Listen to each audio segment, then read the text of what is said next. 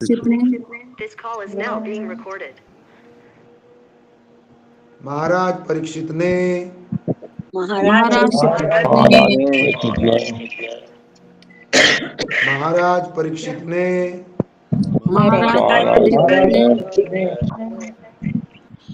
विष्णुराज विष्णु द्वारा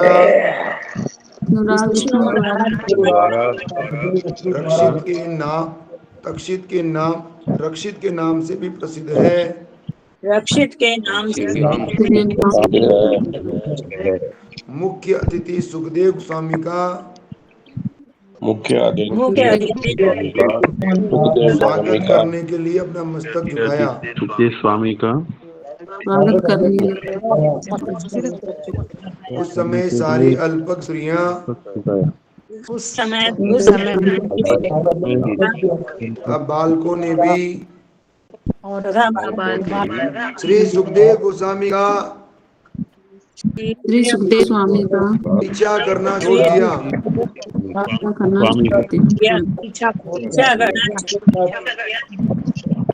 सबों से सम्मान प्राप्त करके सुखदेव गोस्वामी अपने श्रेष्ठ आसन पे विराजमान हुए।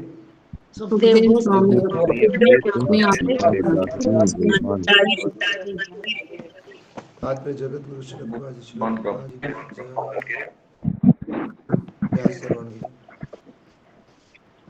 उस सभा में सुखदेव गोस्वामी के आगमन पर शील व्यासदेव, श्री नारद जी तथा कुछ अन्य ऋषियों के अतिरिक्त सभी लोग खड़े हो गए और महाराज परीक्षित ने इस भगवत भक्त के समक्ष साष्टांग प्रणाम किया।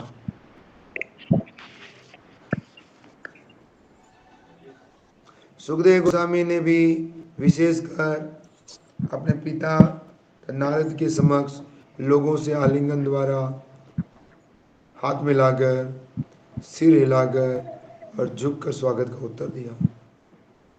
तब उन्हें सभा का मुख्य आसन प्रदान किया गया। जब राजा मुनि इस प्रकार से उनका स्वागत कर रहे थे तो सड़क के लड़के तथा अल्पक स्त्रियां जो उनके पीछे भी चल रही थी आश्चर्य तथा भय से चकित रह गए। उन्होंने अपनी शैतानी बंद कर दी और सब कुछ शांत तथा गंभीर हो गया।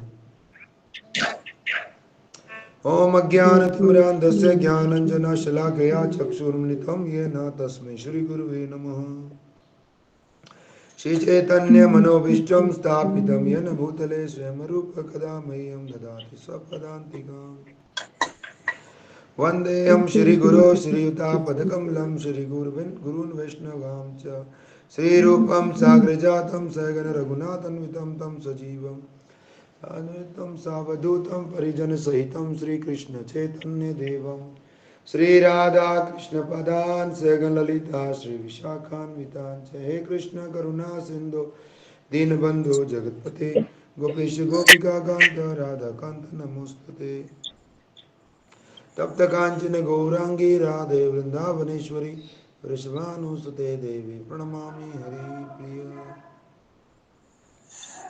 वाञ्छा कल्पतरुभ्यश्च कृपा सिन्धुभ्येव च पतितानां पावनेभ्यो वैष्णवेभ्यो नमो नमः। श्री कृष्ण चैतन्य प्रभु नित्यानंद श्री अद्वैत गदाधर श्रीवासादि गौर भक्त वृंद की जय। हरे कृष्ण कृष्ण कृष्ण हरे हरे हरे राम राम राम हरे हरे। जगत गुरु श्रील प्रभुपाद जी की जय। हरे कृष्ण। तो महाराज परीक्षित सुखदेव गोस्वामी का आगमन का यह अध्याय चल रहा है, प्रथम स्कंद का, श्रीमद् भागवत पुराण का। महाराज परीक्षित को विष्णु रात या विष्णु द्वारा रक्षित के नाम से प्रसिद्ध है। ये कोई साधारण नाम नहीं है विष्णु रात। हम लोग संसार में अपने धन से, परिवार के, सो कॉल्ड अपने प्रियजन, निज जनों से सुरक्षित समझते हैं अपने आप को, है ना, बड़ा गर्व महसूस करते हैं, है ना?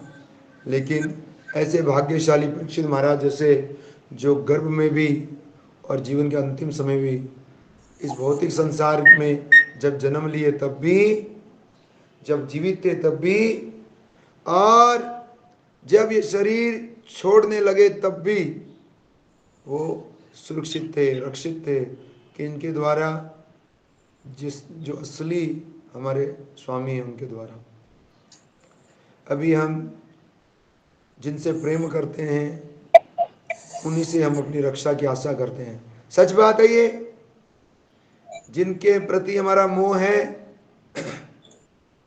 जिनके अंदर हम भ्रमित होकर अपना संबंधी समझते हैं, उन्हीं से हम आशा करते हैं ये मेरी मदद करेगा, ये मेरी रक्षा करेगा। सच बात है।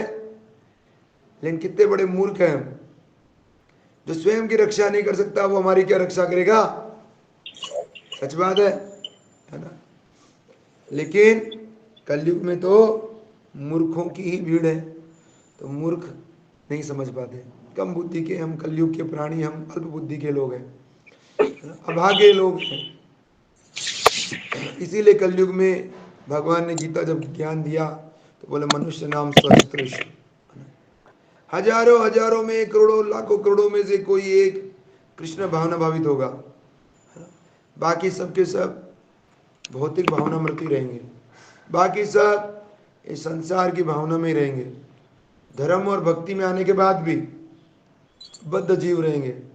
बस में नहीं चलेगा उनके, वो बद्धता छूटेगी नहीं उनकी, है ना? बोलेंगे हम फंसे हुए हैं, फंसे हुए हैं, फंसे हुए, फंसे हुए मर जाएंगे वो, है ना? वो उस असली स्वामी की शरण में नहीं आ पाएंगे, है ना? समझ रहे? कुसुम माता जी म्यूट कर लीजिए। वीडियो ऑन करना है, ऑडियो ऑन नहीं करना है। ऑडियो मेरा ही रहने दीजिए कौन। हरे कृष्णा कृष्णा कृष्णा हरे हरे, हरे राम राम राम हरे हरे, हरे कृष्ण। ठीक है। तो ऐसे भाग्यशाली परीक्षित महाराज हैं जो भगवान विष्णु द्वारा रक्षित है। वहाँ उनके मुख्य अतिथि कौन थे उस सभा में?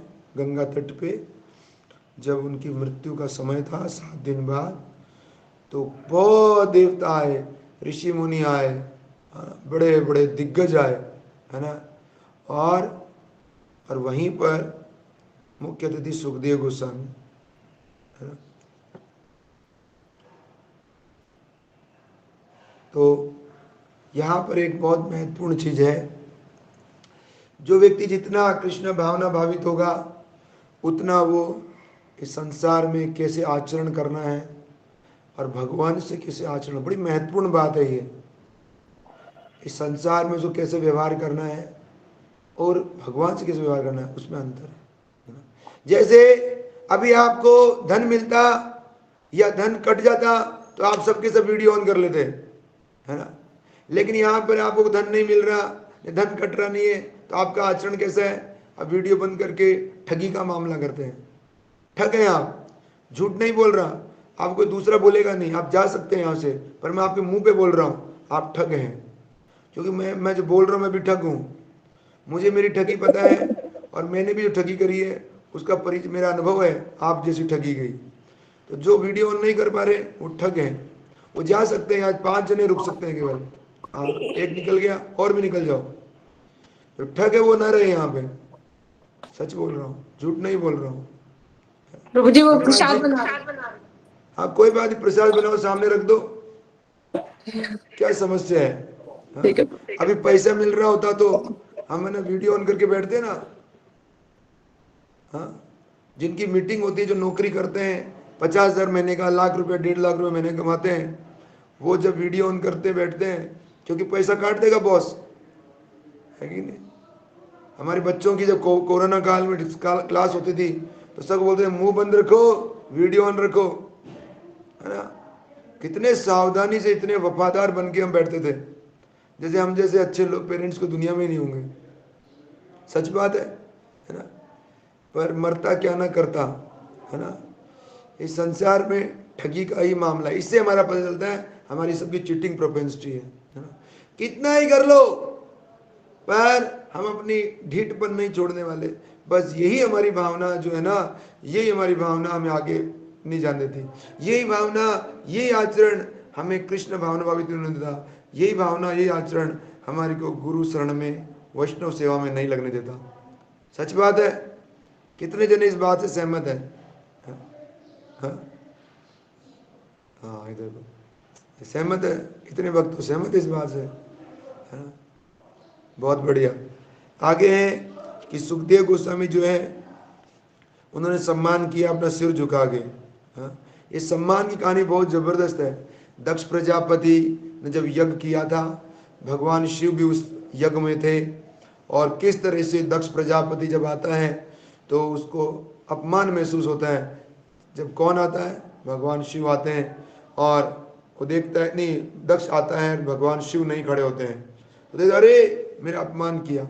अनेक अनेक भागवत के अंदर मान और अपमान की कथाएं हैं। इस मान और अपमान में लोगों के बड़े बड़े राज्य साम्राज्य खत्म हो गए। इस मान सम्मान के चक्कर में लोगों ने पता नहीं क्या नहीं कर दिया। रावण ने अपना पूरा कुल का नाश कर लिया केवल इस मान के लिए। अरे रावण ने जिस पे हाथ लगा दिया, जिसको जीत लिया, वो वापस नहीं देगा। अरे तू अधर्मी है।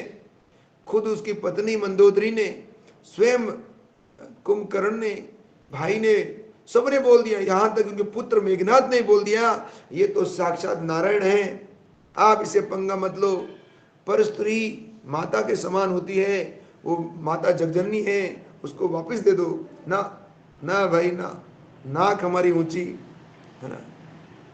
जबकि इतना अपमानित हो चुका था वो व्यक्ति, बाली उसको अपने काक में 6 महीने तक दबा के रखे थे, बाली, और सहस्त्र भाव ने भी उसकी खूब पिटाई की थी, है ना। लेकिन फिर भी व्यक्ति को इतना अहंकार होता है कि उस अहंकार के कारण वो अपने पास जो बल है, अपने पास जो बुद्धि है, उसका इस्तेमाल किस में करता है?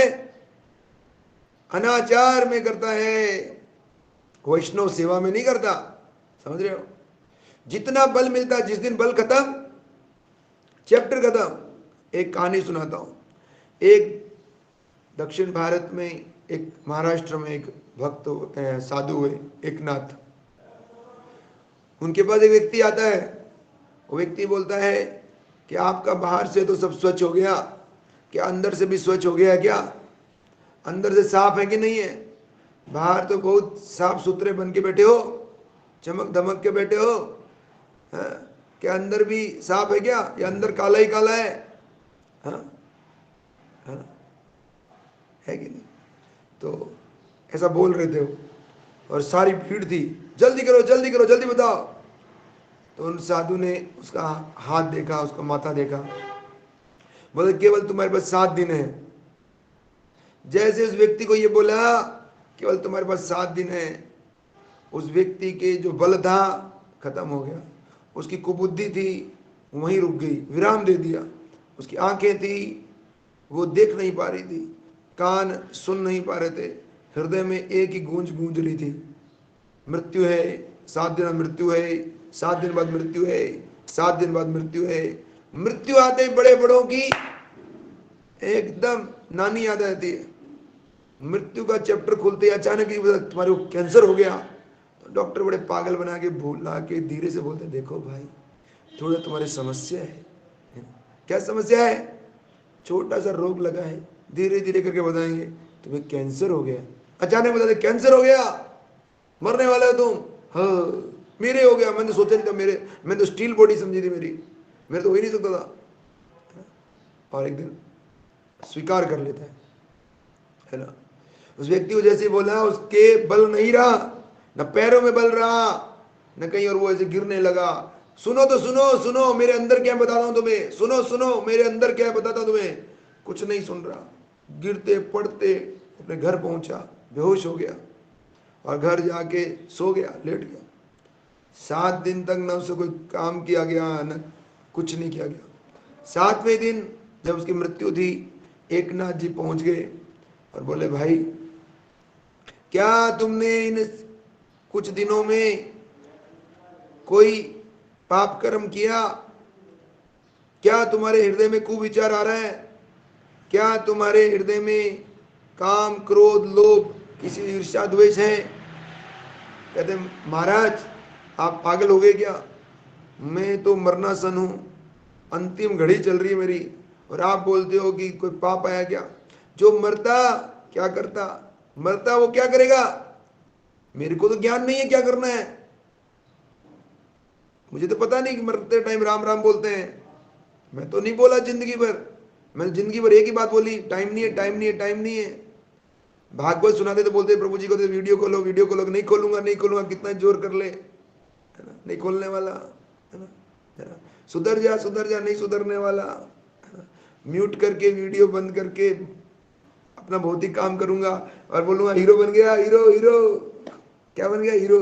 धोखा दे के हीरो बन गया, चीटिंग करते करते हीरो बन गया। किसको, किसको चीटिंग करते करते हीरो बने? किसको, है ना। जिंदगी भर खुद ही को ठगी करेगा और लास्ट में हीरो बन जाएगा कि मैंने ठगी कर ली सबके साथ। किसी को ठगी नहीं कर पाएगा, इतनी हिम्मत ही नहीं हमारी। हम सेवा कर सकते हैं, कल्याण कर सकते हैं किसी का, ठगी नहीं कर सकते किसी के साथ। ठगी सिर्फ अपने साथ कर सकते हैं। कोटि जन्म से हमने ये काम किया, कोटि जन्म से। और इस जन्म एक नाथ ने जब ये बात बोली तो उस व्यक्ति ने बोला, अरे मरते हुए मेरे हृदय में क्या आएगा?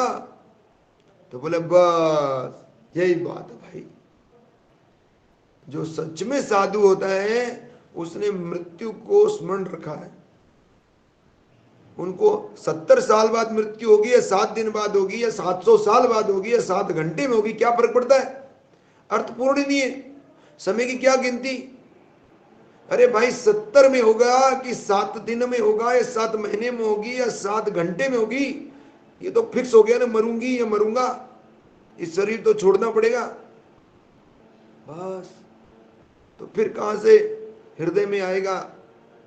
तो हमारे परम गुरुदेव, परम शिला प्रभुपाद के गुरु, प्रभुपाद जी के गुरु के गुरु, प्रभुपाद जी गुरु जो है शिला भक्ति सिद्धांत श्री ठाकुर, ये बोलते थे मृत्यु और राम, मृत्यु को सदा स्मरण रखना चाहिए और हरि का नाम भी स्मरण रखना चाहिए।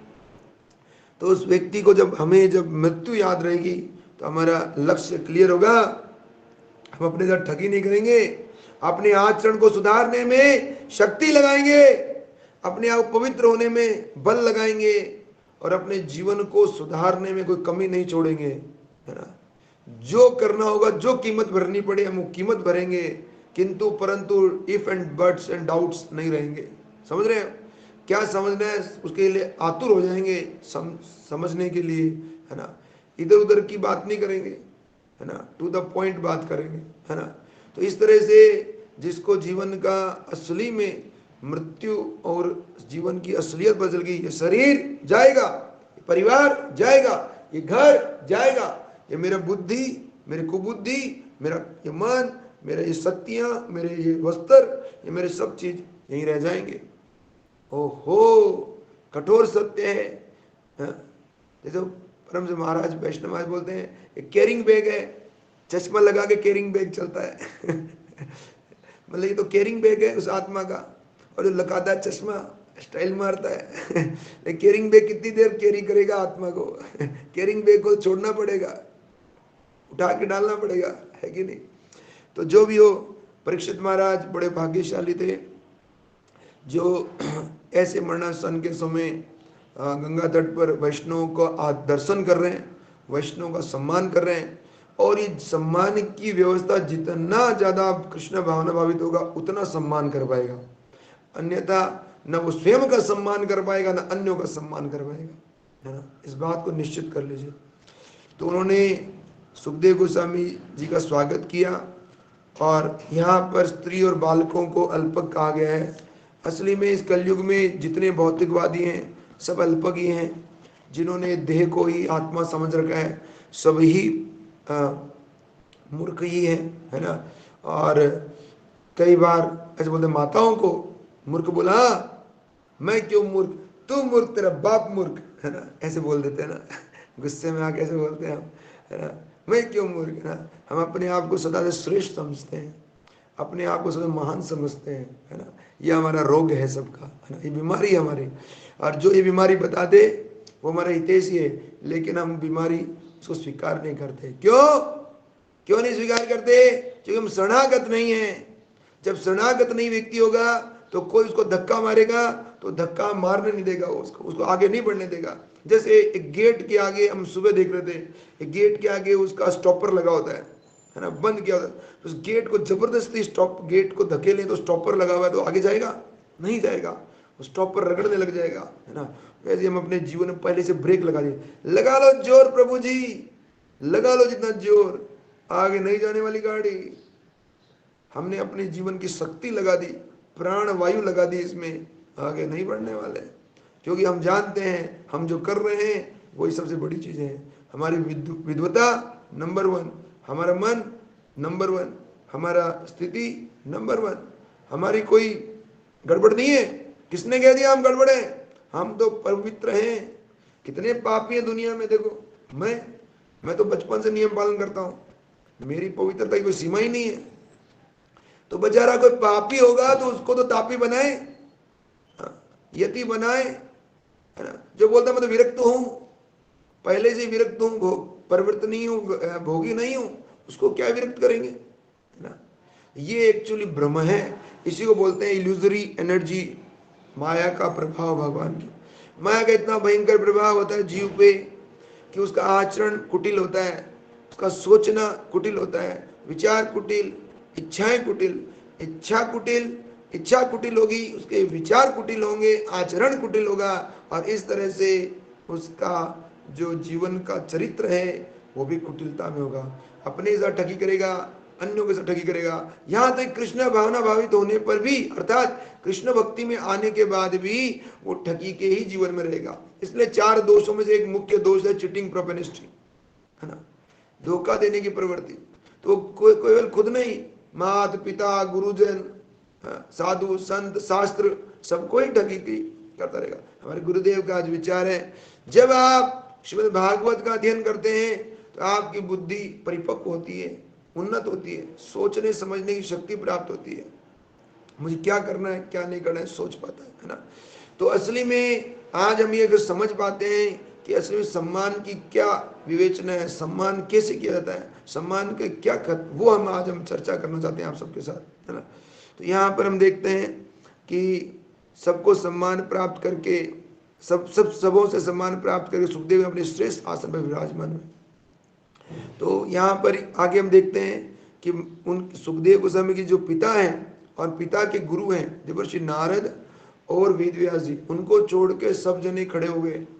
सबने, केवल 16 साल के थे, निर्वस्त्र थे, बिना वस्त्र के थे, श्याम वर्ण के थे, है ना, और लेकिन उनके इतने उन्नत स्थिति भक्ति की थी कि सभी सम्मान कर रहे थे उनका, सभी उनका सम्मान कर रहे थे सुखदेव गोस्वामी का। और यहाँ पर आगे बताया गया है कि जो कई उनको झुक प्रणाम कर रहे थे, कई आलिंगन लग रहे थे। जैसे हम भगवान कृष्ण का देखते हैं, जब मित्रतावत पांडवों के साथ थे तो जो छोटे थे नकुल सहदेव उनको प्रणाम करते थे, अर्जुन के साथ सखा का भाव था, अर्जुन से गले मिलता था। और हम युधिष्ठिर महाराज का देखते हैं, भगवान उनको प्रणाम करते होते हैं। एक भौतिक जो संसार में संबंध है उसके हिसाब से वो ऐसा व्यवहार आचरण कर रहे थे। ये चैतन्य चरितामृत में बुलाया गया है कि संसार में बाहरी रूप से हमारे व्यवहारिक होने चाहिए, we should be very practical in our behaviour. हम सबके साथ एकदम मैत्री भाव वाला सही तरीके से व्यवहार करना चाहिए, और निष्ठा, प्रेम, शक्ति का पूरा उपयोग भगवान के और भगवान के भक्तों के लिए करना चाहिए, तो हमारी जीवन सफल है ना। और यहाँ पे जो मूर्ख बच्चे थे या अन्य जो स्त्रियां थी, वो जब देखे हो ये तो इतने उन्नत हैं, तब उन्होंने उस चीज का छोड़ दिया। तो कई बार जो अल्पज्ञ लोग हैं वो इस संसार के अंदर बड़े बड़े बुद्धिजीवी लगेंगे, आपको पढ़े लिखे बड़े बड़े ऊंचे पद पर होंगे या धनी होंगे, है ना, और वो हमारा मजाक बनाएंगे जो भक्ति में आ गए, है ना। लेकिन उससे घबराना नहीं चाहिए, है ना, कभी घबराना नहीं चाहिए। वो एक मूर्ख से ज्यादा कुछ नहीं है, उनको अपनी मृत्यु दिखती नहीं है। वैष्णव जो हैं उनको इस जीवन का, अगले जीवन का, अतीत का, सबका एक मायना पता चल चुके हैं कि मैंने कितने जीवन तक ऐसे ही बिना हरि भजन निकाल दिया, आगे पता नहीं मेरा जीवन क्या होने वाला है, मैं इस जीवन का सदुपयोग कर लूं। तो अपने आचरण में वो शुद्धि लाएगा, अपने आचरण में वैष्णव सेवा, भगवत सेवा को परम कर देगा। उसके जीवन में जो कली में धर्म की हानि हुई है, है ना। कलयुग में धर्म नहीं रहा है एक तरह से, उस धर्म को अपने जीवन में बढ़ाएगा, है ना। उसके आचरण में धर्म की जो संख्या है वो वृद्धि हो जाएगी, है ना। तो ये सबसे महत्वपूर्ण है। जितना आप कृष्ण भावना भावित होंगे उतना आपके धर्म की परिभाषा बढ़ी। श्री कृष्ण भावनामृत संघ इस्कॉन जो प्रभुपाद जी ने पूरे विश्व में गौड़ीय माधव संप्रदाय जो प्रमाणिक गुरु परंपरा है उसके अंदर इन शिक्षाओं को पूरे विश्व के हर व्यक्ति के लिए उपलब्ध करा दी, ताकि हर व्यक्ति धर्म को सही सही समझ सके। सही सही धर्म को समझेगा तो पता चलेगा कैसे हमें वैष्णवों का साधुओं का संग करना चाहिए, कैसे घर में रहते हुए व्यक्ति भी अपने जीवन को सफल कर सकता है, कैसे भागवत को पढ़कर देवर्षि नारद बताते हैं कि महत सेवा, युधिष्ठिर महाराज बताते हैं कैसे हम वैष्णव की सेवा करके वपु वाणी सेवा करके अपने जीवन को उन्नत कर सकते हैं। कोई फर्क नहीं पड़ता हम स्त्री के शरीर में हैं, बूढ़े हैं, जवान हैं, बच्चे हैं, केवल और केवल इस आत्मज्ञान को लेकर कि हम आत्मा हैं, भगवान के अंश हैं, हमारा सेवा उनको उनका प्रेम करना, उनको सेवा करना हमारे जीवन का परम लक्ष्य है।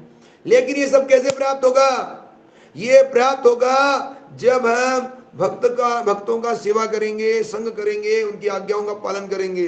ये क्रक्स है, ये क्रक्स है कृष्ण भावनामृत का।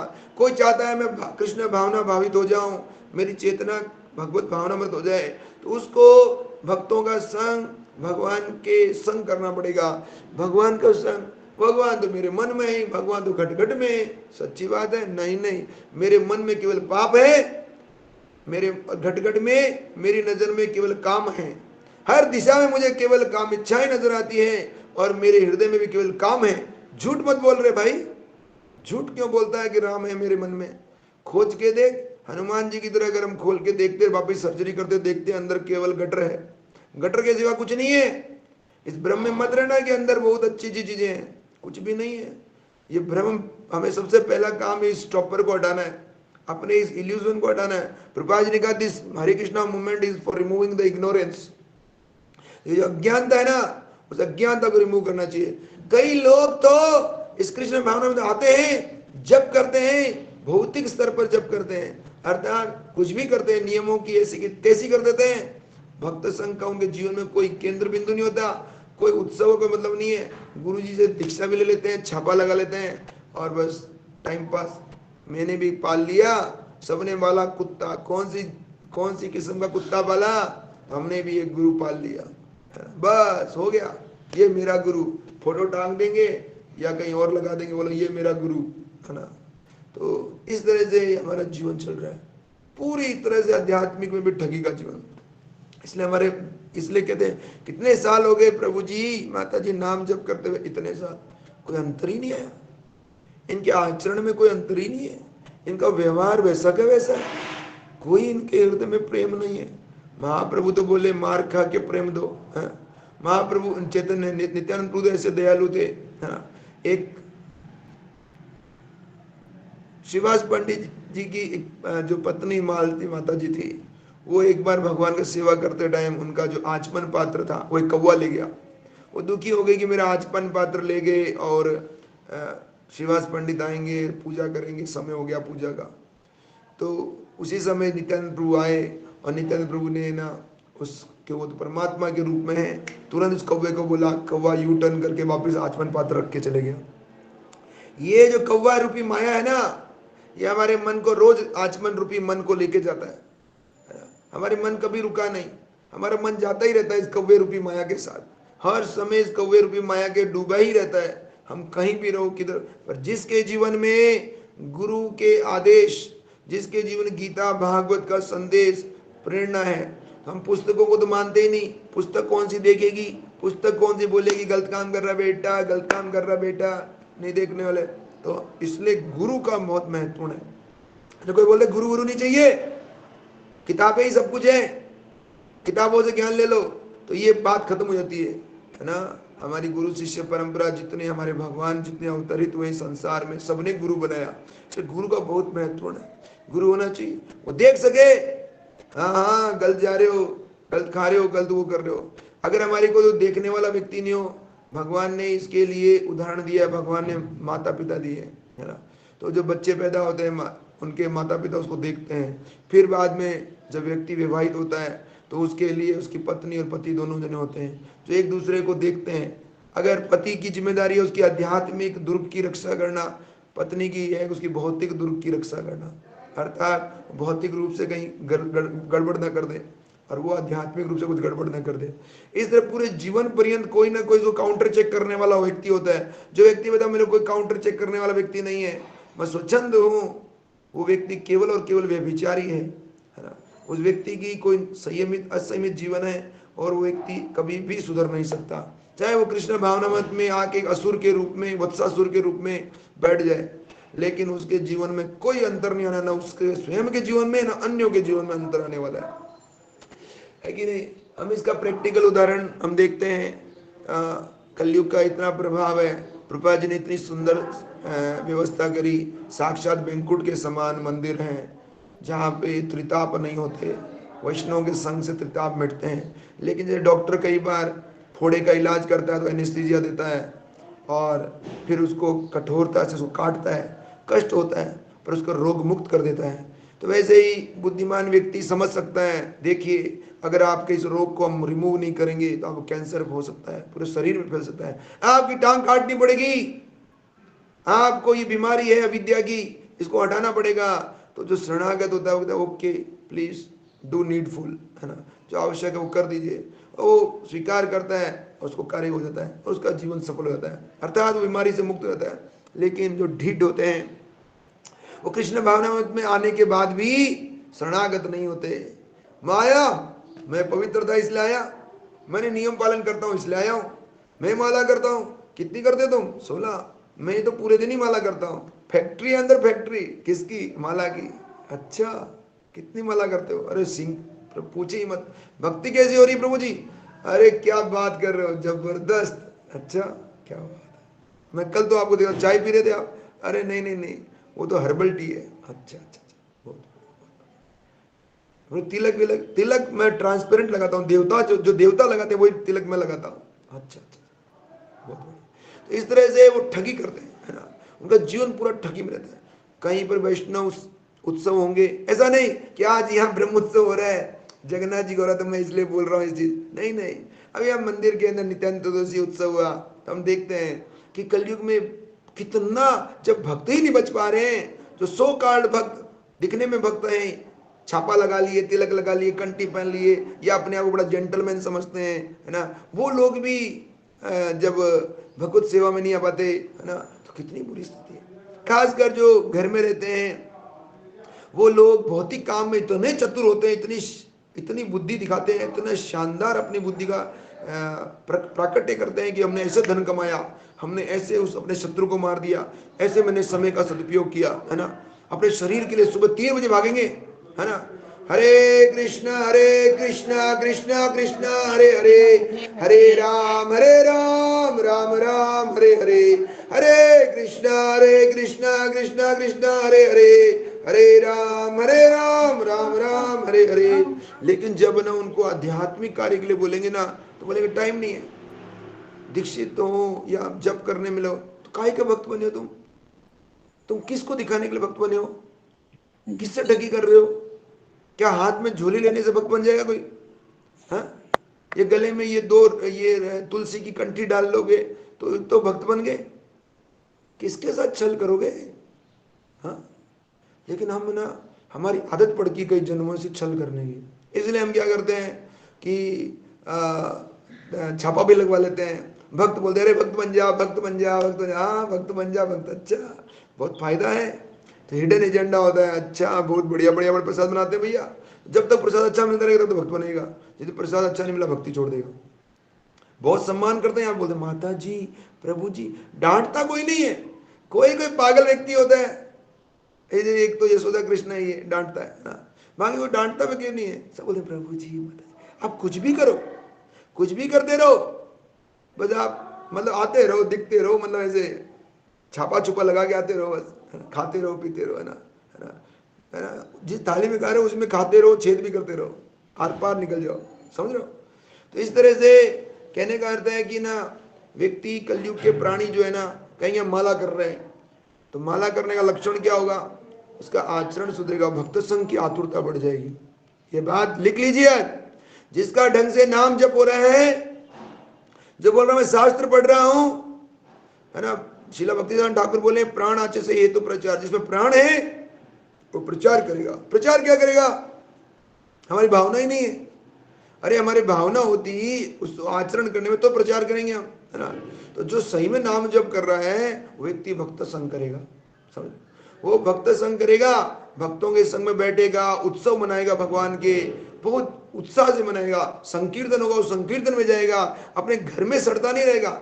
एक और बात मैं चेतावनी दे रहा हूं, वैसे संसार में सारे लोग ही सड़ रहे हैं, इस संसार में मृत्यु के इंतजार कर रहे हैं, मृत्यु आई उनको सड़ दिया, और मृत्यु से पहले वो सड़ते जा रहे हैं, सड़ते जा रहे हैं, सड़ते जा रहे हैं, सड़ते जा रहे हैं। लेकिन जब तक जीवित है, अगर उन्हें भक्ति का मौका मिल गया और उसके बाद भी भक्तों का संग नहीं कर रहे, तो उसको भ्रम में नहीं रहना चाहिए, वो भी सड़ता रहेगा। वो जो हीरोपंती दिखा रहे हैं ना, भक्तों का संग नहीं करते, इस गली निकल गए, उस गली निकल गए, अपने भौतिक काम को ज्यादा इंपॉर्टेंस देते हैं, तो वो भी समझ लीजिए वो भी सुख प्राप्त नहीं करने वाले। हम अपना जब भौतिक काम होता है, मैंने भक्तों को उदाहरण देता हूँ, देखो प्रैक्टिकल उदाहरण देता हूँ, है ना। हरे कृष्णा, जो सुन रहे एक बार फिर विनती करता हूँ हाथ जोड़ के, नतमस्तक होके, तो थोड़ा वीडियो ऑन कर लो। हाँ थैंक यू। सही में भक्तों का मैं उदाहरण देता हूँ। देखो भक्त कैसे करते हैं, देखो अपना भौतिक काम होगा ना, अपना 20,000 रुपए की गाड़ी लगाएंगे, तेल लगाएंगे और दुनिया में कहीं पहुंच जाएंगे, है ना। लेकिन आध्यात्मिक बात होगी ना, आध्यात्मिक, तो वो अपने जनों को तो बिठा देंगे, मतलब तुम धन कमाओ, और भक्तों के साथ लटक पटक के जाएंगे टाइम पास करके, धन नहीं लगाएंगे, अपना धन की एक बूंद भी धर्म में नहीं लगाएंगे, भौतिक में चाहे लाखों रुपए लगा देंगे, शादी ब्याह के अंदर फेंक देंगे, दुनिया को दिखाने के लिए, ढोंग करने के लिए, पाखंड करने के लिए कपड़े इतने सोने चांदी लटका लेंगे, नाटक करेंगे, समझ रहे हो, साड़ियां खरीदेंगे, अटरम पटरम करेंगे। और जब जैसी भक्ति की बात आएगा ना, प्राण से, ये तो इस्कॉन वाले बहुत पैसा लेते हैं, बहुत पैसा लेते हैं, पैसा बहुत है इनके पास, इतना दोष लगा देंगे। गई भैंस पानी में। तुम जाके डाटा देखा था क्या? तूने खोल के खाते खोले थे क्या? तेरे सामने खाते खोले, या commissioner of India, tax commissioner ने आके तेरे को ही बताया था, जाके यूट्यूब पे 2-4 उल्टपटांग राक्षसों के वीडियो सुन लिए और बोल दिया हाँ ये हुआ था? ये तेरे पिताजी ने जाके देखा था? पता अधिकारी कौन है? Who is authority? किसकी अथॉरिटी के बेस पे ये बात बोल रहे हो? वैष्णव निंदा करते देर नहीं लगाएगा, देर नहीं लगाएगा, तुरंत वैष्णव निंदा कर देगा। किसको अधिकार है? आपको अधिकार है वैष्णव निंदा करने का? नहीं अधिकार, है ना। केवल हमें शिक्षा लेने का और शिक्षा देने का अधिकार है। अगर if you want to teach someone, आपको चैतन्य महाप्रभु ने आज्ञा दी है प्रचार करो, पर उसी को शिक्षा दे सकते तो सुन सकता है, हर किसी को थोड़ी दे सकता है, और जो खुद लेना चाहता है उसको बता सकता है। इसलिए हमें अपने जीवन में इससे सोचना चाहिए। एक उदाहरण मैंने दिया, है ना, और उदाहरण मैं देता हूँ आपको, है ना। ये उदाहरण बड़े कठोर है ना। उत्सव होंगे तो भक्त क्या करेंगे? भौतिक बहाने बनाएंगे, है ना। आज मेरा एग्जाम है, आज मेरा पेट दर्द हो रहा है, आज मेरे दस्त हैं, समझते हो ना प्रभु जी? हाँ मैं समझ रहा हूँ प्रभु जी, समझते हो ना? मैं समझ रहा हूँ। लेकिन जो भौतिक उदाहरण मिले काम होगा ना, बेटा जुगाड़ लगा लेगा कहीं से भी, बावड़ा बना बनू के ना, उसको बावड़ा बना के घूंटी पिला के, अरे पूरा जीवन लग गया पति को घूंटी पिलाते, पत्नी को घूंटी पिलाते। नहीं सच बात है, झूठ है। हम अपने पति को घूंटी पिलाते रहते हैं, पत्नी को घूंटी पिलाते रहते हैं, बावड़ा बनाते रहते हैं, है ना। माँ बाप को बच्चे घूंटी पिलाते थे, माँ बाप को पापा बस 2 मिनट आ रहा हूँ, मम्मी थोड़ा 2 मिनट मम्मी 2 मिनट आ रहा हूँ, अभी आ रहा हूँ। और हम अपना बचपन पूरा खेलने में निकाल देते हैं, पागल बना के। सास को बहू पागल बनाती है, बहू को सास पागल बनाती है। सच बात है। सारे संसार में एक दूसरे को घूंटी पिला रहे हैं लोग, धोखा दे दे के जीवन चला रहे हैं। और जैसे आध्यात्मिक जीवन में गुरु बोलता है प्लीज आइए सेवा की, हट बेटा, फायदा क्या है इसमें? देख गुरु जी का फायदा क्या है? सब गुरु जी बना रहे हैं, अच्छा इज्जत बन रहा है क्या? ओहो, इस्कॉन, बड़े बड़े मंदिर, रूम बम अच्छे हैं, प्रसाद वरसाद मिल रहा है, ओहो बहुत बढ़िया, मेरे भी छापा लगा दो। कौन छापा लगा रहा है? हमें लगवा रहा है? अच्छा ये भक्त छापा लगवा रहा है, थोड़ा इसके सामने अच्छे बन जाओ। प्रभु जी, ओह ये तो बड़ा अच्छा भक्त है, इसका आचरण बड़ा अच्छा लग रहा है। ओहो तुम छापे के लिए तैयार हो? हाँ मैं छापे के लिए तैयार हूँ, मुझे भी दीक्षा दिला दो। बस बेटा एक बार दीक्षा तो दिलाओ, प्रभु जी बन जाएंगे, गुरु जी बन जाएंगे, उसके बाद हम दिखेंगे ही नहीं, वो गलती से नहीं दिखेंगे, हमारी आवश्यकता के अनुसार दिखेंगे, जो कभी शरणागत हुए ही नहीं। तो बोले हमारे जीवन में कोई अंतर है? कभी नहीं आएगा अंतर, कभी अंतर नहीं आने वाला। एक पति और पत्नी का विवाह हुआ और वो शरणागत नहीं है और किसी और के चक्कर में है, कभी आगे बढ़ेगी गाड़ी? ये ग्रॉस उदाहरण है आपको, कभी आगे नहीं बढ़ने वाली गाड़ी। एक बच्चा अपने माता पिता के शरण में नहीं है, बच्चे की कभी प्रकृति हो सकती है? असंभव, कभी प्रकृति नहीं हो सकती। तो एक शिष्य गुरु के धोखा देके जो शिष्य बन रहा है, वो व्यक्ति आगे बढ़ सकता है, दिखने में बहुत सीधा सा लगेगा, परंतु उसके कपट के सिवा कुछ नहीं होगा। केवल केवल कपट, उसके आचरण में कपटता होगी, उसकी बोली में कपटता होगी, हृदय में निर्मलता नहीं होगी। ऐसे व्यक्ति कोटि जन्म करोड़ों जन्म तक ढोंग कर ले, वो तो पृथु महाराज के उस यज्ञ में इंद्र भी साधु बन के आया, रावण भी साधु बन के आया। तो ठगी का तो इतिहास है ना, ठग बनने में क्या जाता है कि नहीं? तो हम जो जैसा होता है वैसे ही शिक्षा लेता है, तो हम लोगों ने भी ये शिक्षा ली है। इसलिए कृष्ण भावना संघ में ये ठगी को हटा दिया गया है, केतव धर्म को निकाल के फेंक दिया गया है। सही में जो गंभीर लोग हैं, सब कुछ शांत गंभीर हो गया।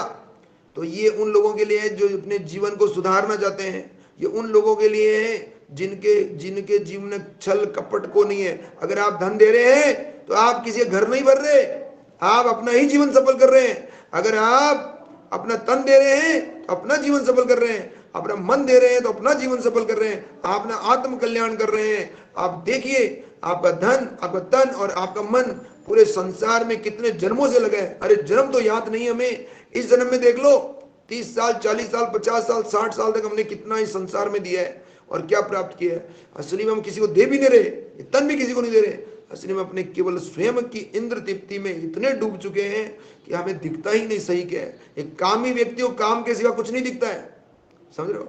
एक कामी व्यक्ति पागल हो जाता है, उसको लस्टी चारों तरफ केवल उसकी कामनाएं नजर आती है और वो उसके सिवा कुछ नहीं। जैसे भूखा आदमी है, उसको केवल भूख नजर आती है, तब उसको उसमें घी नजर नहीं आएगा। भूख लगी सूखी रोटी भी खा लेगा, है ना, खाएगा ना। और जब भूख नहीं होती तो नखरे करेगा, इसमें घी नहीं है, ऐसा नहीं है, परांठा नहीं है, आलू का नहीं है, गोभी का नहीं है, समझ रहे हो?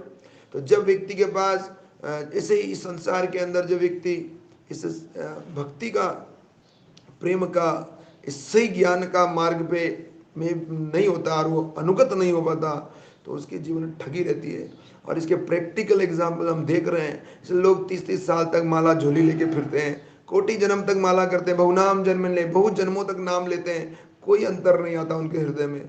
उनसे कोई, उनके मुख में, उनके हृदय में कोई प्रेम का अंजन कहीं है ही नहीं। क्यों? जो ठग थे। इसलिए अपने जीवन को सही में, ये तो नेगेटिव बात बता रहा हूं मैं, पॉजिटिव क्या है? पॉजिटिव ये है कि अभी हमें कृष्ण भावना अमृत में आए तो यहाँ पे कांच के टुकड़े मत ढूंढिए, यहाँ हीरा मिलने वाला, हीरा, और हीरे को पकड़िए। इधर आकर भी मूर्ख की तरह आप कांच ढूंढ रहे हैं, यहां आकर भी आप भौतिक सुविधा ढूंढ रहे हैं। यहां पर आने के बाद तो आपको केवल और केवल अपने जीवन को सफल करने की कुंजी ढूंढनी चाहिए। यहां तो भागवत श्रवण कीजिए, भगवद्गीता पढ़िए, माला जप कीजिए, अपने इस मरने वाले जीवन को, जो समाप्त होने वाला है, उसको सही कर लीजिए। ये है हीरा, हीरे जैसा जीवन। और यहाँ अगर भी आप जैसे कोई उत्सव होंगे तो गायब हो जाएंगे, हाँ, मंगल आरती होगा तो कभी करेंगे नहीं। मतलब जो भी तपस्या, वो तपस्या करेंगे नहीं। तपस्या करें जहाँ है, जिधर है। ये जो बहाने मारना छोड़ दें हम, जब हम भोग करते हैं तो क्या हमारे बहाने आगे आते हैं? सोचो, अपने हृदय पे हाथ रख के बोलो, जब हम भोग करते हैं तो उस समय हमारे आगे आगे आते हैं क्या? ये नहीं आते। समस्याएं सिर्फ आध्यात्मिक जीवन में ही आती है, क्योंकि हमारी स्वयं की रुचि नहीं है। किसी भी दोषमय दुनिया में कोई ताकत नहीं है जो हमारे भजन करने से रोक सके। केवल स्वयं की मूर्खता और स्वयं की ढीठपन और स्वयं की बेईमानी को छोड़ के, है ना। आज तक इस संसार में कोई भी अगर उद्धार नहीं हुआ है ना किसी का, तो वह स्वयं कमी की वजह से। जो भगवान और भगवान के भक्तों की तो कृपा की कोई अंत नहीं है, समझ रहे हो? कोई कृपा का अंत नहीं। कृपा लेने वाला व्यक्ति नहीं है, कृपा लेने वाले पात्र नहीं है। हाँ, आपके ही शहर में अगर कहीं पर श्री कृष्ण भावनामृत के मंदिर बने और हम नहीं जा पाते, देखो जरा ध्यान के, हम कितने 30 दिनों में से कितने दिन मंगल आरती 4 बजे ब्रह्म मुहूर्त उठते हैं, कितने दिन अगर हम माला सोला करते हैं, और करते हैं तो कितने संकीर्तन में बाहर आते हैं, हमारे पैर जाम हो जाते हैं। जब भौतिक काम होता है तो हमारे पैर ऐसे भागते हैं जैसे मर्सिडीज की तरह, हाँ, मर्सिडीज की तरह भागते हैं, सच बात है। और जब हमारे आध्यात्मिक कार्यक्रम होता है तो हमारे पैर जाम हो जाते हैं, हमें कहीं जाने की इच्छा नहीं करती, बहाने मार देते हैं। आज मेरी शादी है, आज मेरे बीमार हो गया। हमने एक लास्ट बात कह के समाप्त करता हूँ। हमने ये इसके कारण हमारे आचरण व्यवहार भक्तों के साथ कुटिलता के हुए। भक्तों के मैं से सब भक्तों से बात कर रहा था, निश्चित रूप से ग्रस्त जीवन में लोग त्रस्त हैं और हमारी खुद की भोग की इच्छा थी और इस संसार में फंसे। लेकिन ऐसा नहीं है, ऐसे तो फिर संसार में स्त्रियां होती, उनको कोई भगवत प्राप्ति नहीं होती। हाँ, कीट पतंग को भी भगवत प्राप्ति हो सकती है, केवल चेतना का ही अंतर है। आप जिधर है जहाँ है, आपकी चेतना में कुटिलता नहीं आनी चाहिए। दूध में दही की खटाई मत डालिए, खटाई डालते ही वो दूध नहीं रहेगा। अपने आप को दूध कहना छोड़ दीजिए, आप खट्टे हो चुके हो, दही बन चुके हो, समझ रहे हो। इसको खटाई से दूर रखिए, उस पात्र को साफ कर लीजिए तो वो दूध रहेगा। तो सच मायने में हम देखते हैं कि हम भक्ति में जीवन में आते हैं तो मैंने सब भक्तों से बात करता हूँ, कई बार तो देखता हूँ कोई बोलता है मेरे इसकी मृत्यु हो गई, या मेरे धन का हानि हो गया, या मेरे बीमारी लग गई, या मेरे इसकी समस्या हो गई, उसकी मतलब ऐसी समस्या बताते हैं। तो क्या ये समस्या किसी को सब और किसी को नहीं है क्या? कोई बोलता है मेरे कर्ज हो गया, बहुत पैसे का कर्ज है, मैं क्या बताऊं। कोई बोलता है मैं मजदूर हूँ, कोई बोलता है मेरे ऐसी समस्या है मैं बता नहीं सकता आपको, है ना। कितनी प्रॉब्लम्स दुनिया में भक्त बोलते हैं एक दूसरे को, पर क्या वो सिर्फ आपको ही है? हाँ? एक परिवार से मैं बात कर रहा था, उसके पिता को कैंसर, उसके भाई को कैंसर, उसको पति को कैंसर, और तीनों खत्म हो गए। झूठ नहीं बोल रहा हूं। दुख देखने जाओगे ना, दुखों की कोई सीमा नहीं है संसार में, समझ लो। लेकिन हम क्या करते हैं, हम सोचते हैं मेरे से बड़ा दुखी दुनिया में कोई नहीं है, मैं सबसे बड़ा दुखी व्यक्ति हूं संसार में, है ना। इस तरह से हम अपने भजन में केवल रोड़ा अटकाने वाले हम स्वयं हैं। इसलिए अपने जीवन को सफल करना चाहते हैं ना, जब सत्संग हो तो आपके हृदय में आतुरता होनी चाहिए। देख लेना अपने स्वयं मीटर लगा के, जब आपको सत्संग में हरि कथा जाने में, भक्त संग करने में, जब आपको मंदिर में भक्तों के कथा सुनने में या संकीर्तन निकलने में आपको एकदम जोश चढ़ जाए, एकदम खुशी हो जाए, समझ लेना आपकी माला अच्छी हो रही है, आपका परम कृष्ण की कृपा है, गुरु की कृपा है, और आपका जीवन सही जा रहा है। और समझ लेना जिस दिन अपने कमरे के अंदर बैठ के वहीं पे रणनीति बना रहे हो, अंदर कुटिलता कर रहे हो, वहीं माला फेर रहे हो, वो केवल वो एक धूणी जगा रखी आपने, कोई लाभ नहीं होने वाला, कोई लाभ नहीं होने वाला। कलयुग केवल नाम आधारा है, पर कैसे? संकीर्तन, भक्तों के संग संकीर्तन, भक्तों के साथ में कीर्तन। पड़ा हुआ पानी सड़ जाता है, तो हम चाहते हैं हम सड़ जाए, तो इसीलिए हम गंगा नहीं है कि पड़ा पड़ा पानी भी सड़ेगा नहीं प्रभु जी, हम तो गंगा मैया है। इस भ्रम में मत रहना, हम गंगा मैया नहीं है, है ना। तो इसीलिए अपने जीवन को जानिए, और जो आपको अच्छा अच्छा बोल रहे हैं उनको शत्रु समझिए, या आप ये दोष निकालना उनको अपना मित्र समझिए, क्योंकि वही हमारे असली हितैषी है ना। ठीक है, चाहे ऐसे 5 ही व्यक्ति हो, पर अच्छा हो 5 व्यक्ति। नकली की क्या करेंगे? 100 कौरवों की क्या कीमत? कीमत तो पांडवों की थी। प्रभुपाद जी ने बोला हमें चंद्रमा चाहिए, तारे नहीं। इसलिए कृष्ण भावना पूरे विश्व में प्रचार हुआ, इसलिए कृष्ण भावना पूरी दुनिया के अंदर भक्त बन रहे हैं। हो सकता है एक कॉलोनी में 10 व्यक्ति को भक्त बनाए, उनमें से केवल एक ही व्यक्ति सही निकले, 9 कंडम निकल जाए, लेकिन वो एक तो सही निकला। इसलिए कई बार अधीर नहीं होना, एक व्यक्ति निकले पर अच्छा निकले, दृढ़ संकल्प निकले, एक बोली पर वो प्राण देने के लिए तैयार हो, है ना, ऐसा व्यक्ति होना चाहिए। तो इसीलिए इस कृष्ण भावनामृत ये हीरे जैसा जीवन है, और इसके अंदर अपने आचरण को सुधारने के लिए अनुगत होना चाहिए, अपने आचरण को शुद्ध करने के लिए भक्त संग सबसे महत्वपूर्ण है। ये पूरी कथा साधु संघ की है, और साधु संघ हमारे जीवन का मूल है भक्ति का। अगर हमें हरि कथा और साधु संघ में नहीं जा पा रहे हैं, भगवान के उत्सव में नहीं जा पा रहे हैं, तो ये हमारा दुर्भाग्य है। उस दिन भोजन नहीं करना चाहिए, उसे अपने आप को तपस्या कर पीड़ा देनी चाहिए, जमीन में सोना चाहिए कि भगवान मैंने देखो नित्यानंद त्रयोदशी मंदिर में मनाया नहीं, मैं सत्संग में कीर्तन में नहीं गया, पीड़ा होनी चाहिए हृदय के अंदर। हाँ, एक अच्छे अस्पताल में पहुंचकर भी इलाज नहीं हुआ, किसकी कमी? जल्दी बोलो, मरीज की कमी, डॉक्टर की कमी नहीं है। अच्छे अस्पताल पहुंच के डॉक्टर तो इलाज करने के तैयार बैठे हैं, लेकिन मरीज के अंदर किंतु परंतु आ गया, हमारी इस कृष्ण भावना संग इस्कॉन में आने के बाद भी अगर कोई भूखा रह गया, प्यासा रह गया, तो ये उस जीव की स्वयं की कमी है। समझ रहे हैं? ये तो कल्प वृक्ष के समान स्थान है। तो मेरी विनती है, जो कोई भक्त सुन रहे हैं यहाँ पे 2 4 5 है ना, कोई सुन रहे हैं या 1 2 सुन रहे हैं, मेरे को 3 भक्त 2 भक्त 3 भक्त दिख रहे हैं, तो कोई सुन रहे हैं सही में, तो अपने जीवन के अंदर ये चीज को गंभीरता से लें। आप जिस कॉलोनी में, जिस नगर में जहाँ रहते हैं, वहाँ सत्संग होता है, उस सत्संग में जाइए, है ना। वो जहाँ वो संकीर्तन, वो संकीर्तन में जाइए, है ना। आप ऐसा कर पा रहे हैं, समझ कम कितने करोड़ों देवी देवता से भी आगे हैं, वो उनका आशीर्वाद मिल रहा है। साक्षात भगवान आपको रक्षा करें। आप विष्णु रात बन जाएंगे, विष्णु आपकी रक्षा करेंगे, पूरी गुरु शिष्य परंपरा आपके साथ है। और फिर आपको पता चलेगा मुझे किसका सम्मान करना चाहिए। आप भक्तों के साथ जाने में और मंदिर जाने में आप भगवान का और भक्तों का सम्मान कर रहे हैं, फिर देखिए आपके सम्मान पूरी दुनिया में नहीं होगा क्या। लेकिन अभी हम उनको छोड़ के किनका सम्मान कर रहे हैं हमें भी पता है ना। इसलिए अपने जीवन में किसका सम्मान करना है ये चुनिए। आप चुन सकते हो। जिस दिन चुनना बंद कर दिया, उस दिन संसार की सेवा में रत रहेंगे, रोते रहेंगे।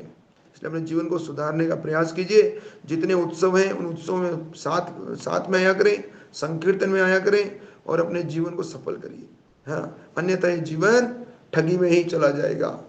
जगत गुरु श्रील प्रभुपाद की जय। श्रीमद् भागवत पुराण की जय। श्री नित्यानंद राम की जय। श्री जगन्नाथ ब्रह्मोत्सव की जय। हरे कृष्णा। क्षमा चाहता हूँ मेरे कोई शब्द किसी को बुरा लगे तो, लेकिन मैं आप किसी व्यक्ति विशेष के लिए नहीं बोल रहा हूँ। कोई भी अपने हृदय में मत ले। यह सब के लिए था, एक जनरल था, मेरे लिए सबसे ज्यादा था, है ना। ये मेरे लिए था, इसलिए मैंने बोला। आप लोगों को तो सिर्फ मैंने कथा के माध्यम से बताया है। हरे कृष्णा। कृष्णा हरे कृष्णा कृष्णा हरे कृष्णा कृष्णा हरे राम राम हरे हरे। प्रभु की हरे कृष्ण। किसी को कोई भक्त का प्रश्न है?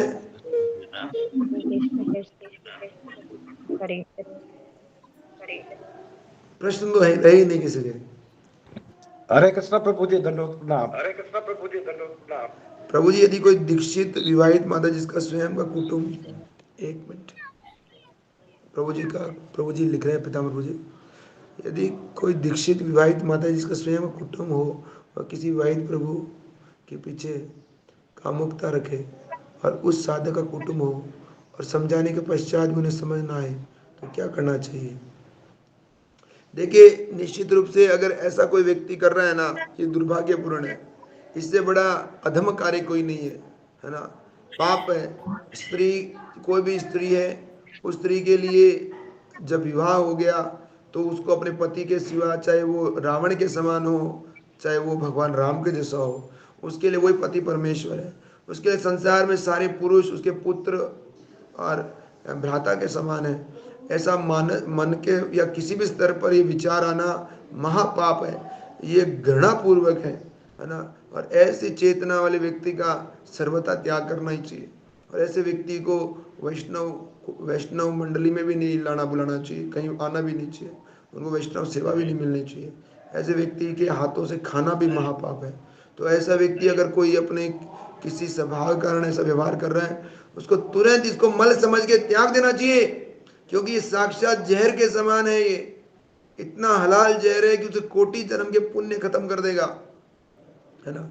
इसीलिए अपने जीवन में, यही तो हम कुटिलता की बात कर रहे हैं, ऐसा व्यक्ति को अपने जीवन में पहला काम अगर बचना है तो अपने जीवन में इस जहर को त्याग दे, इस चेतना को त्याग दे और अपने जीवन को एकदम पवित्र कर ले, है ना।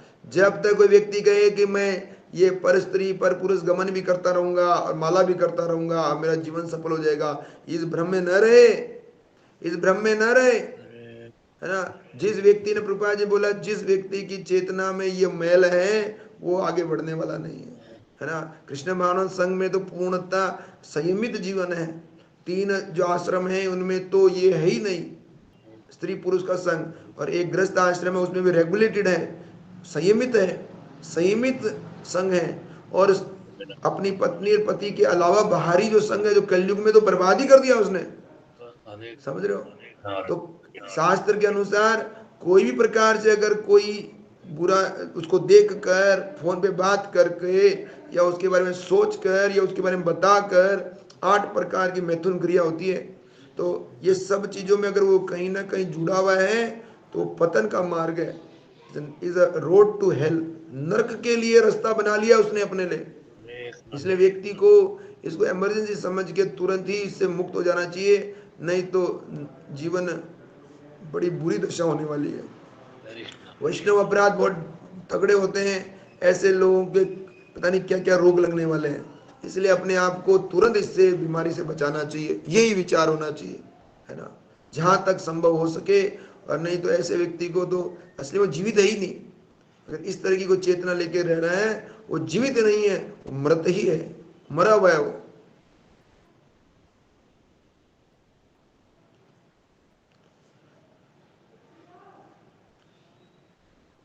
और कोई भक्त?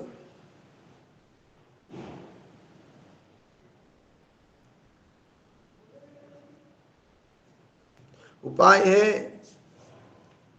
हीरा भी लक्षहीरा बनी थी, है ना, लेकिन आदमी अपने विवाह जीवन में चाहे कैसी परिस्थिति हो उसी में रहते हुए अपना जीवन सफल करना चाहिए। एक पति एक पत्नी व्रत हो गई, अगर उसके बाद छोड़ना पड़े तो जीवन पर्यंत विरक्त का जीवन जीना चाहिए, है ना।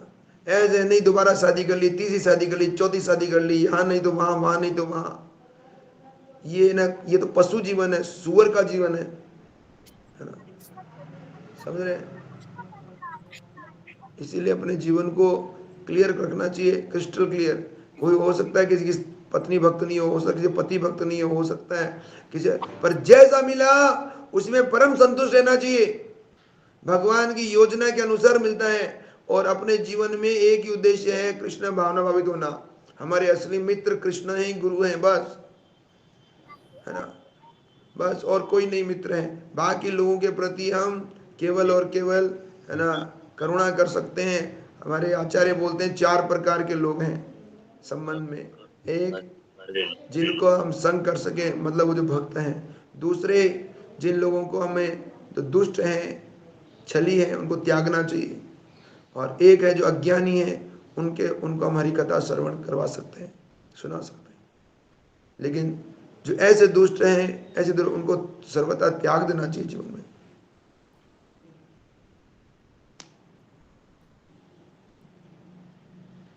और कोई भक्त का प्रश्न है? हरे कृष्णा प्रभु जी, धन्यवाद। यस प्रभु जी।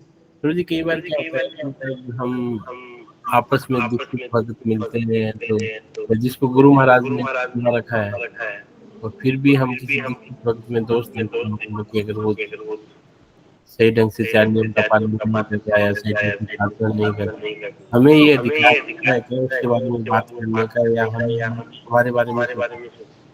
आपका आवाज क्लियर नहीं आ रहा प्रभु जी। इको है प्रभु जी। हाँ ठीक है, मैं ये पूछ रहा था प्रभु जी, जैसे कई दीक्षित भक्त है और वो अपने, मान लो, अपनी साधना से जूझ रहा है, यानी सही ढंग से, यानी चाहे वो शारीरिक हो या कुछ भी हो, हमें उसकी वस्तु स्थिति पता नहीं होता, लेकिन हमें बाह्य तौर पे ये लगता है कि वो सही ढंग से साधना नहीं कर रहा। हमें उसका, यानी कि उसके बारे में चर्चा करनी चाहिए या नहीं करनी चाहिए? देखिए क्या होता है, निश्चित रूप से परिस्थितियां अलग होती हैं, लेकिन ये जनरलाइज बात हो रही है कि हमारे को, जैसे एक चीज है पहली कि किसी के साथ, जैसे मान लो दीक्षित भक्त है और वो साधना अच्छी नहीं कर रहा है, कुछ नहीं, तो उसकी मदद करनी चाहिए। भक्त उसकी मदद करने के लिए हैं, परंतु उसको हृदय अपना रिवील हर जगह नहीं करना चाहिए। और हर जने को अधिकार नहीं है कि किसी की भी निंदा करने लग जाए। जैसे सभी पिता नहीं बन सकते, जो पिता है वो इसी को अधिकार है ना। और कोई आपके बहुत क्लोज फ्रेंड है जो आपको हृदय बताते खोलते हैं, वो कर सकते हैं। ये तो रूप गोस्वामी बताएं, जो मित्र हैं भक्ति में साथ के हैं, उनसे प्रेमवत संबंध है, तो उनको एक दूसरे के सहयोग करके बताना चाहिए। या जो आपको शिक्षा दे रहे हैं, उनके अनुभूत उनको बता सकते हैं। अब रही बात कि कई ऐसे हैं तो उनको बिना अधिकार कोई बता रहा है तो अच्छा नहीं, बिना अधिकार बताना बहुत गलत है, तो सुधरेगा नहीं। जैसे मैं गली में जाते हुए किसी को बोलूँ आप ये कर लो वो कर लो, वो तो मेरे को जानता ही नहीं, मेरा संबंध नहीं। First connect then correct. आप संबंध के बिना करेक्ट कर रहे हैं तो कोई फायदा नहीं है। दूसरी बात कि वस्तु परिस्थिति देखनी चाहिए कि भक्ति क्या स्थिति है। लेकिन किसी परिस्थिति में, कोई भी परिस्थिति में एक वैष्णव की खुद की भी जिम्मेदारी बनती है कि गुरुदेव, हे वैष्णव, मेरी स्थिति ऐसी है, मैं स्थिति में क्या करूं। पर हम इतने इग्नोरेंट हो जाते हैं, सबसे पहले कमर तोड़ते हैं भक्ति की। हम भौतिक कामों की कमर नहीं तोड़ते, भक्ति को सबसे पहले तोड़ते हैं और फिर दोष भी लगाते हैं भक्ति के। सो देखो, कई बार गुरुदेव पाप लेके, सारे हमारे दुखों को लेके हमें दीक्षा भी देते हैं, लेकिन कई भक्तों ने बोला दीक्षा के बाद हमारा भक्ति धीरे धीरे कम हो जाता है। कई भक्त बोलते हैं उसका कारण है क्योंकि वो ना, उसने क्या बोलते हैं, गारंटीड ले लिया है उसको, मतलब चीप बना दिया। जब भक्ति में आने से, दीक्षा होने से पहले वो भक्ति में बहुत उत्साहित था, बहुत उत्साह से भक्ति करता था। मेरे को क्या मिल गया, हे भगवान, तूने मुझे इतना कुछ दे दिया, मैं कितना पापी था, एक भिखारी को इतना धन दे दिया, इतनी सुंदर चीज, इतने भक्त दे दिए, हरे कृष्णा, ये उत्सव, ये माला, ये प्रसाद कितना अच्छा है, उसको अप्रिशिएट करता है। पर बाद में धीरे धीरे उसके लिए रोज प्रसाद, रोज भक्त हो गए, तो रोज देखता हूँ इसकी शक्ल, ये शक्ल तो रोज दिखती है ना, तो उससे बोर हो जाता है, समझ रहे हो, प्रसाद से बोर हो जाता है, समझ रहे हो। ये भगवान जगन्नाथ तो रोज दिखते हैं, बोर हो जाता है, समझ रहे हो। तो ये क्या कलयुग, ये माया का प्रभाव है। जीव माया के अधीन हो जाता है तुरंत, और वो पहचान भी ना पाता कि मैं माया के अधीन हूँ। इसलिए जीव को बहुत सावधान रहना चाहिए, अपने मन को आंकलन करता रहना चाहिए। इसलिए कल वैष्णव वनमाली स्वामी महाराज बोल रहे थे, सब कुछ भी मत दो पर मन दे दो। भगवान को आपको तन नहीं चाहिए, धन नहीं चाहिए, मन चाहिए, मन चाहिए, मन चाहिए, है ना। हम अपना मन नहीं दे पाते, न गुरु को मन देते हैं, न किसी को देते हैं। दूसरे अध्याय में, 9वें अध्याय में, 14वें अध्याय में, 18वें अध्याय में कृष्ण बार बार बोलते हैं मन दे दो, मन दे दो, मन दे दो, पर हम मन नहीं दे पाते, है ना। देखो मैंने 19, यहाँ कितने जने, 25 जने, मैंने कितना रिक्वेस्ट किया, रोज रिक्वेस्ट करता हूँ प्लीज वीडियो ऑन करो, तो कहते तू कर ले, तू रो ले, तू चिल्ला ले, नहीं करेंगे, नहीं करेंगे, नहीं करेंगे। क्या कर सकता है, कुछ भी कर लो, नहीं करेंगे, है ना। तो ये क्या है, ये ढीठ जीव है, ढीठ जीव है। मैं बद्ध जीव हूँ, मैं फंसा हुआ हूँ, मैं क्या बताऊँ आपको, आपको क्या बताओ मेरे जीवन की स्थिति क्या है। कोई स्थिति नहीं है। हमें अभी पैसा मिल कट रहा होता ना तो हमें वीडियो ऑन कर लेते, ये पैसा मिल रहा होता तो हम वीडियो ना 4-4 वीडियो ऑन करके बैठे थे, चारों मोबाइल घर में ऑन करते थे। आपको हर घंटे के 1 लाख रुपए मिलेंगे, आप वीडियो ऑन कीजिए। 4 मोबाइल लगाया था, पूरा परिवार ही सामने बैठ जाता है ऐसे लेट के, है ना। बेईमान जीव है, समझ रहे हो। इसलिए जो कृष्ण के लिए है उसको सिर पे बिठा लो, और जो कृष्ण के लिए नहीं है उसको फेंक दिया जाए, उसको पानी में निकाल दिया जाए, क्योंकि वो कृष्ण का नहीं, वो आपको कैसे हो सकता है, किसी का नहीं हो सकता। निश्चित रूप से वैष्णव ज्यादा दयालु होते हैं, वैष्णव दयालु ज्यादा है, पर दया किस पे करोगे, जो कुछ समझे स्वीकार करे, जो समझे ही नहीं, कृष्ण को गाली दे, वैष्णव गाली दे, इग्नोर करे, तो कब तक संभालोगे। कृष्ण ने इग्नोर कर दिया उसको, वो सोचता मैंने ही भक्तों को इग्नोर कर दिया, हरि बोल, हीरो बन गया, मैं नहीं आऊंगा संकीर्तन में। अरे इस्कॉन वाले, हरे कृष्ण वाले, मैं नहीं आऊंगा सत्संग में, कोई कीर्तन में, हट हट हट हट। अरे मूर्ख, तेरे कुबुद्धि, कुटिल, भगवान ने तेरे को त्याग दिया, भगवान ने साइड में कर दिया तेरे को। भगवान तेरे को निमित्त बना सकते थे श्री कृष्ण भावना अमृत के आंदोलन के लिए पूरे विश्व में, लेकिन तू निमित्त बन नहीं पाया। अहो दुर्भाग्य, समझ। इसलिए हमारे को ये विचार करना चाहिए, हमें निश्चित करुणा होनी चाहिए, लेकिन करुणा किस पे करोगे, करुणा का पात्र ही नहीं है प्रभु जी। पात्र क्या है करुणा का, वैष्णव के प्रति दया रखनी चाहिए, प्रेम होना चाहिए, लेकिन पात्र तो हो। भौतिकता के प्रति हम बहुत डूबे हुए रहते हैं, उसमें हमारे पास समय है, व्यवस्था है। आध्यात्मिक जीवन के प्रति हमारा वो समय नहीं है। हाँ, 4 नियम पालन नहीं हो रहे प्रभु जी, मेरी पे कृपा कीजिए, मेरे माला नहीं हो पाती, कृपा। बिल्कुल वैष्णव को संग देना चाहिए, मदद करना चाहिए। कभी धन की जरूरत हो, धन भी मदद करनी चाहिए, हर तरीके से मदद करना चाहिए, पूछना चाहिए, लेकिन भक्त को रेसिप्रोकेट तो करना चाहिए ना, ये बात है। हरे कृष्ण। हरे कृष्णा प्रभु जी। हरे कृष्णा प्रभु जी। हाँ प्रभु जी। प्रभु जी शांत हो प्रभु जी। प्रभु जी शांत हो प्रभु जी। ये अपने लेक्चर में बताने से हमें हमेशा भागवत श्रवण करने से भागवत श्रवण करने से निष्ठा आ जाती है। हाँ, बिल्कुल सही बोले। हम भागवत श्रवण करेंगे, हमारे गुरु महाराज बोलते हैं कि हमारी बुद्धि बढ़ेगी, है ना, गलत और सही का भेद कर पाएगी और निष्ठा के स्तर पे पहुंचेंगे, है ना। तो भागवत श्रवण तो भक्तों के संग में होगा। अगर भक्त संग ही नहीं करेंगे तो भागवत श्रवण कहाँ से करेंगे। हम सोचते हैं हम खुद ही पढ़ लेंगे। आप विद्वान बन सकते हैं, सारे शास्त्रों ज्ञाता बन सकते हैं, पर भक्त नहीं बन पाएंगे, याद रखना। आप 18 पुराण, उपपुराण, वेद, संहिताएं, मीमांसाएं, उपनिषदों को अपने बुद्धि में धारण कर सकते हैं, पर वैष्णव न बन पाएंगे, भक्त न बन पाएंगे। भक्त तो केवल अपने अनुगत होकर ही बन पाएंगे, शरणागत होकर बन पाएंगे। गुरु, भगवान और भक्त के बीच में गुरु है, गुरु है, गुरु। इसको निकाल के आप सीधा जुड़ नहीं सकते, याद रखना, कभी नहीं जुड़ सकते। बिना अनुगत आप विद्वत पंडित बन सकते हैं, लेकिन वो उस विद्या ददाति विन्या, वो कौन सी विद्या धारण किया आपने फिर, समझ रहे हैं। हरे कृष्ण।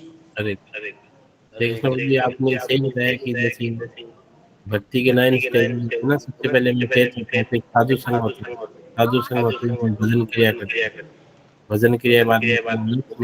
लेकिन वो पहला स्टेप ही नहीं कर रहे हम। भजन क्रिया कौन सी? ये जो अभी हम भजन क्रिया कर रहे हैं, भजन क्रिया नहीं है ये भोजन क्रिया है, भोजन क्रिया।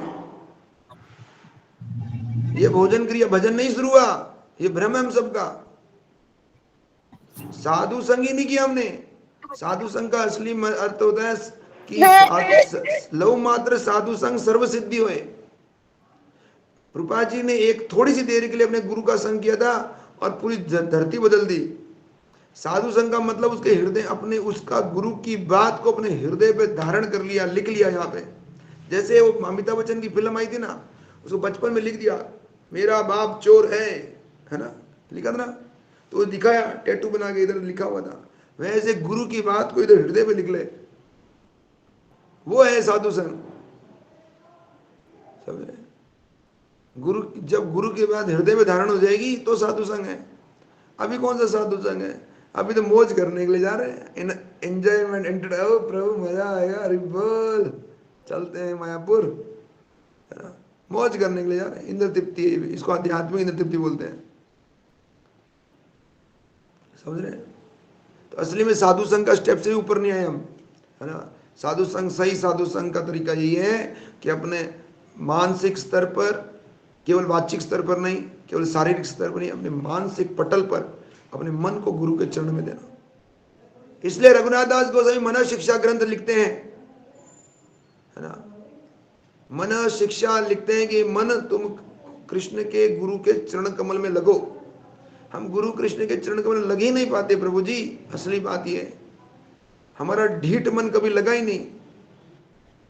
लग गया तो क्या किंतु परंतु, प्रभु जी आइए सत्संग में, यस प्रभु जी, जुगाड़ लगा लेगा अपने आप ही, क्योंकि मन कहाँ पे है, कृष्ण में, गुरु में, अपने आप एडजस्टमेंट हो जाएगी। किस कहाँ जाना है, किधर जाना है, बीच की गली निकाल ही लेगा। प्रेम हुआ गधी से तो परी क्या करे। अब व्यक्ति को जब जिससे प्रेम हो जाता है ना, तो फिर वो इधर उधर नहीं देखता, समझ रहे। ये तो प्रेम की बात है उधो, सर दे के होते हैं सौदे, आस की तेरे बस की बात नहीं है। तो असली में इस, ये जो जीवन है, आध्यात्मिक जीवन भी किसी व्यक्ति को ब्रज में जाकर सफलता नहीं मिलने वाली, बाबा जी बन के सफलता नहीं मिलने वाली, गुरु अनुगत होकर सफलता मिलेगी। प्रहलाद महाराज तो राक्षसों के बीच में बैठे थे, असुरों के बीच में बैठ के भी परम सिद्ध थे। क्यों? क्यों? क्योंकि गुरु के अनुगत थे। जो नारद जी ने शिक्षा दी वो, प्रभुपाद जी 70 साल के बूढ़े होकर भी अमेरिका में सिद्ध व्यक्ति थे, शुद्ध भक्त। क्यों? गुरु के शरणागत थे। हरिदास ठाकुर, हीरा सामने बैठी है, वैश्या खड़ी है, पर फिर भी उसका उद्धार कर दी। क्यों? महाप्रभु के शरणागत थे, गुरु के शरणागत थे, है ना। बोलते हैं जिसका गुरु मेहरबान, उसका चेला पहलवान, है ना। तो या गुरु के शरण आ गए तो वो चेला तो पहलवान है ना। सारी शक्ति तो गुरु की कृपा है, गुरु कृपा केवलम, है ना। हम बोलते हैं कृष्ण कृष्ण, हमारी कृष्ण सुनेंगे क्या? ठीक है, हरे कृष्ण। इसलिए हमें अपने गुरु में निष्ठा बढ़ानी चाहिए। जितनी गुरुदेव में निष्ठा बढ़ेगी उतना हमारे जीवन में सफल होगा। यही हमारे गुरु भाइयों की योजना होनी चाहिए, यही वैष्णव की योजना होनी चाहिए, हर भक्त की यही योजना होनी चाहिए, मैं इस भक्त को गुरुदेव के चरण कमल में लगा दूं बस। तो पहले भक्त करते थे ऐसे, आप नहीं करते, अब तो खुद ही गुरु बन जाते हैं। पहले भक्त करते थे कि वो भक्तों को ले जाके गुरु के चरण में लगा देते, है ना। यही तरीका होता है, वो ही धार सकते हैं हमारे पापों को। एक सही भक्त का ही उद्देश्य होना चाहिए कि भक्त को उठाए और उसको गुरु के चरण में रख दे, बस उसका जीवन सफल है और उसका भी सफल है। ठीक है, आज जगन्नाथ जी का ब्रह्मोत्सव है। आप सब वैष्णव सेवा के लिए, दर्शन के लिए, सत्संग के लिए और नो डाउट सबसे प्रिय चीज जगन्नाथ प्रसाद के लिए आमंत्रित हैं। 12 से 2 रहेगा, तो जो दूर हैं वो मानसिक रूप से आए और जो पास में है